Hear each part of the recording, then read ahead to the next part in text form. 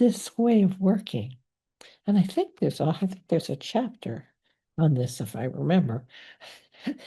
It's good as an author to remember your own book. Um, um, we devote some time to working with parts that are suicidal, self-harming, substance abusing, eating disorder, because those parts also contribute to surviving, because each is what I call a protector part. Each is trying to protect the client from being overwhelmed by the vulnerable feelings of the little parts.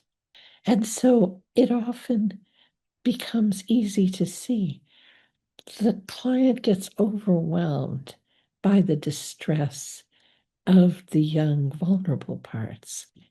And then the next thing that happens is the suicidal part says, well, the obvious thing to do is to kill yourself um, because you can't handle their feelings. And again, we work with noticing the suicidal part and being curious. What is the suicidal part worried about if the client lives?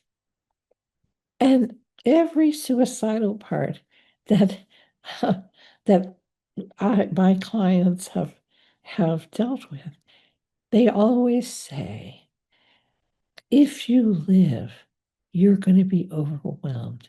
You won't be able to handle it. Everything will fall apart.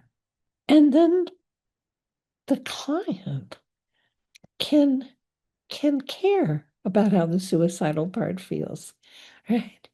Right? Because the suicidal part is worried and it has no confidence that the individual is strong enough to be able to tolerate the feelings that were once very dangerous, right?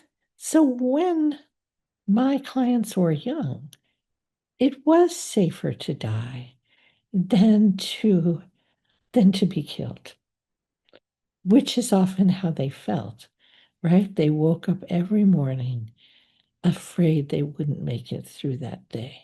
Really, um, like you can see why I called it Embracing Our Fragmented Selves, because really the book is about that process of embracing the wounded parts of ourselves, the protector parts of ourselves, the rough, tough parts of ourselves, and creating a safe internal environment in which each part feels valued, accepted, and safe.